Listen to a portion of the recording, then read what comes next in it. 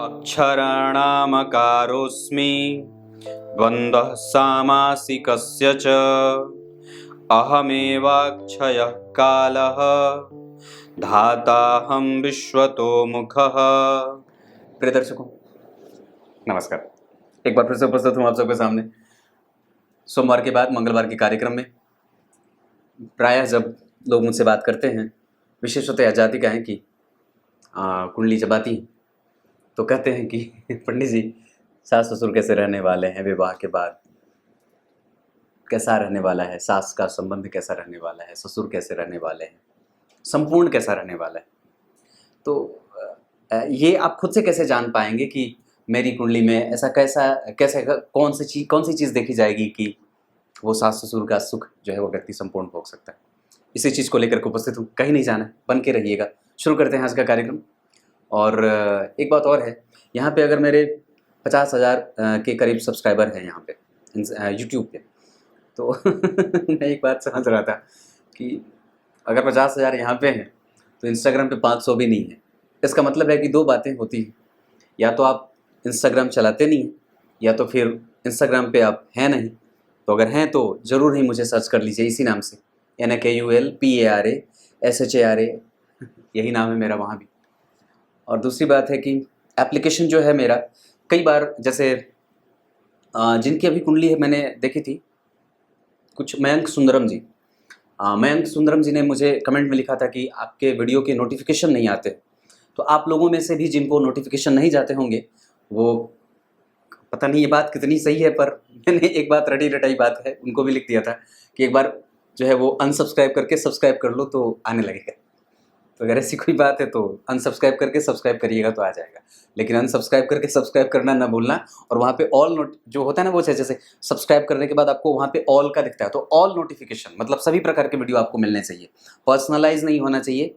और वहाँ पे ऑल वाले पे जाकर के एक बार काला वाला बटन दबा दीजिए। काला ही होता है ना, लाल होता है, क्या होता है मुझे तो पता भी नहीं। तो ये है, चलो ठीक है, कोई बात नहीं। तो यहाँ इंस्टाग्राम और साथ ही साथ वहाँ पे आप मेरे एप्लीकेशन डाउनलोड करिए।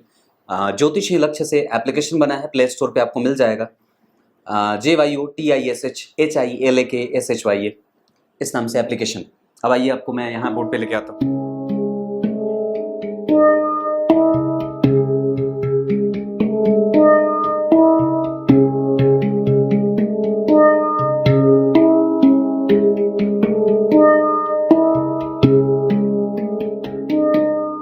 सबसे पहले पेन तो है ही नहीं, कोई बात नहीं, ऐसे ही बता देता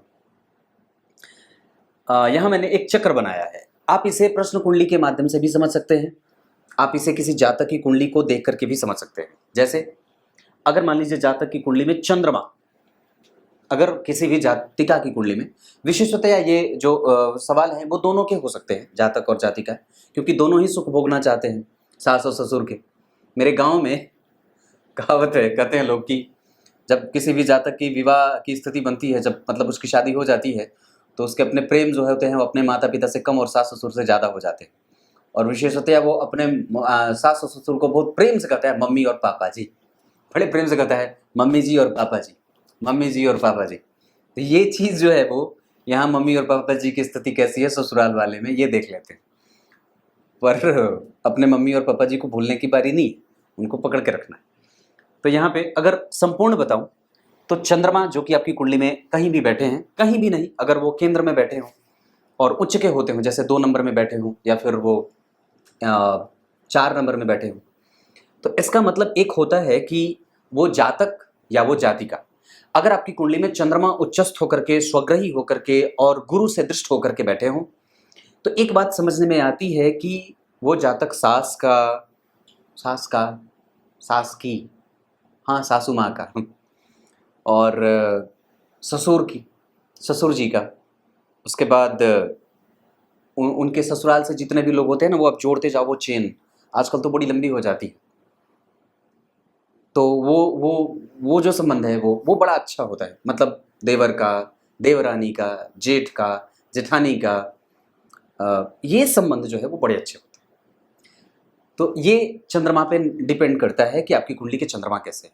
अगर मान लीजिए चंद्रमा ठीक नहीं है, मान के चलते हैं अगर चंद्रमा ठीक नहीं, तो शुक्र अगर जन्म कुंडली में उच्चस्थ होकर के बैठे हों, जैसे वो अगर मिथुन राशि के बैठे हों, या वो मकर राशि के बैठे हों, या वो मीन राशि के बैठे हों, या वो कुंभ राशि के बैठे हों, या वो तुला के होकर के बैठे हों, या वो वृषभ के बैठे हों, मतलब या तो वो अपनी राशि में या तो फिर मित्रवत होकर, तो भी वो, लेकिन केंद्र में ही बैठने चाहिए उनको, इधर उधर नहीं बैठना, यहाँ नहीं बैठना, यहाँ नहीं, यहाँ नहीं, केंद्र में या तो त्रिकोण में।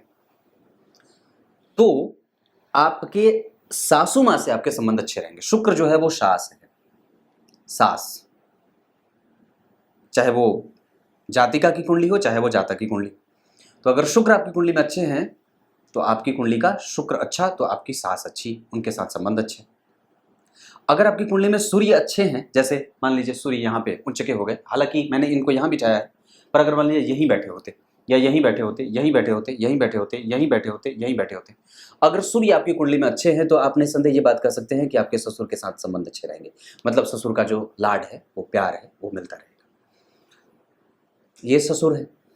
उसके बाद बुध जो है वो आपके देवर हो सकते हैं, या वो वहाँ के जो और बाकी लोग हैं, या फिर ऐसे भी सामान्यतया अगर मान लीजिए आपकी कुंडली के सप्तम भाव की स्थिति हो, सप्तम भाव आपके पति हो जाते हैं, तो अगर सप्तम भाव बली है, मतलब सप्तम भाव बली होने का मतलब यहाँ पे कोई उच्च का ग्रह बैठा है, या यहाँ के अधिपति यहीं बैठे हैं, या यहाँ पे कोई अच्छा ग्रह शुभ ग्रह बैठा है, शुभ ग्रह की राशि बनी है, या कोई सम संख्या की राशि बनी है और कोई शुभ ग्रह बैठा है, या फिर वहाँ पे कोई उच्च का ग्रह बैठा है, तो सप्तम भाव अगर बलवान होगा तो आपके पति जो है वो या आपकी पत्नी अच्छी होगी। और बस ठीक है। और एक आधा नवम भाव की स्थिति अगर अच्छी रही तो सभी लोग अच्छे होंगे। मतलब ससुराल में लच्छेदार जो संबंध होता है ना, लच्छेदार, लच्छेदार का मतलब आप जब स्टेशन पे छोड़ने आए, आप जैसे मान लीजिए आप कभी ससुराल गए और ससुराल से जब आप वापस विदा लेते हैं तो स्टेशन पे जब आते हैं तो एक बार मैं गुजरात जा रहा था, तो मैंने गोधरा स्टेशन पे की बात है, वहीं पे ट्रेन रुकी थी और वहाँ मैंने देखा कि एक व्यक्ति जो है वो स्टेशन पे आया था और उसको छोड़ने के लिए बड़े लोग आए थे। मतलब करीब जन तो वो दो ही थे, पर छोड़ने के लिए उनको बड़े लोग आए थे। मतलब करीब मुझे लगता है कि 15-10 लोग आए थे। तो ये ससुराल वाले ही बहुत ज़्यादा होते हैं जो छोड़ने आते हैं। तो जो वो लच्छेदार संबंध होता है वो बड़ा अच्छा होता है जब नवा भाव अच्छा होता है। तो उसमें कुछ कुछ संबंध जो है वो अष्टम भाव को भी देखा जाता है कि अष्टम भाव आपकी कुंडली का कितना अच्छा है। पर विशेषतया केंद्र खाली नहीं होना चाहिए, केंद्र में शुक्र बैठे होने चाहिए, बुध अच्छे बैठे होने चाहिए, चंद्रमा अच्छे होने चाहिए, तब तो संपूर्ण अच्छा है। और अगर सप्तम भाव बलवान है तब तो पति ही अच्छे हैं।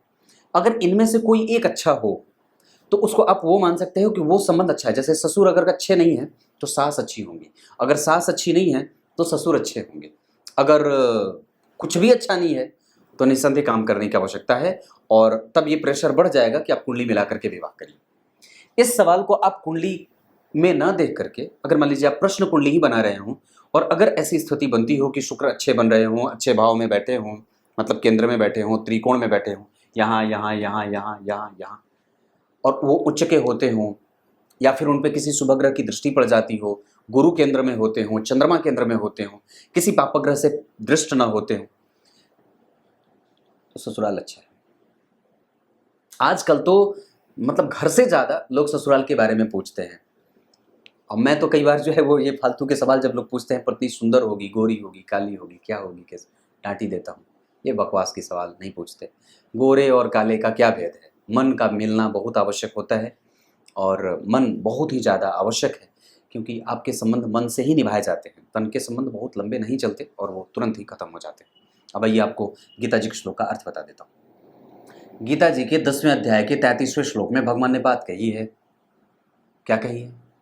अक्षरों में आकार मैं हूं, समासों में द्वंद्व समास में, सब और देखने वाला धाता भी मैं ही हूं और कालों का भी महाकाल मैं ही हूं। सब तो आप ही हैं और सब तो वही है।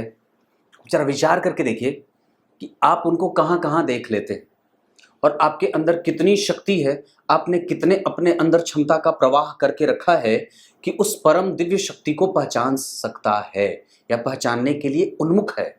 मतलब आपके जीवन के प्रत्येक रंग, परमात्मा के रंग से रंगे हैं। आपके पकड़ने की शक्ति किसको ज्यादा है? एक जो जीव है, जो उलझा हुआ है, उसको आजकल आप जरा फिल्मों में देखो तो ऐसे प्रेम को दर्शाया जाता है। आप जब आजकल के गाने सुनो तो ऐसा लगता है जैसे, मैंने एक अभी कुछ दिन पहले एक गाना सुना था।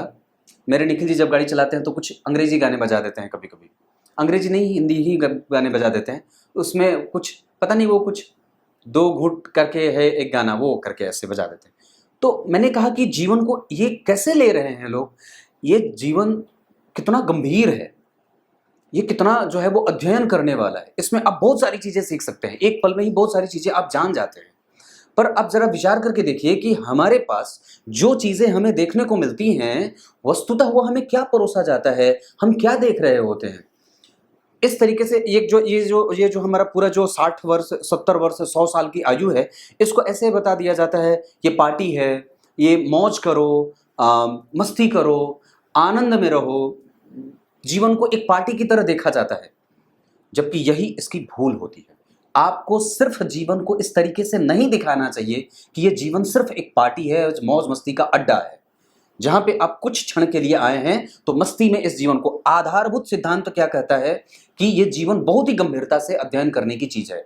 आपको धीरे धीरे किस तरफ मोड़ा जा रहा है, आपको जो चीजें दिखाई जा रही हैं उसका ध्येय क्या है, वो किस लक्ष्य को और किस लक्ष्य का वेदन आपसे करवाना चाहती हैं।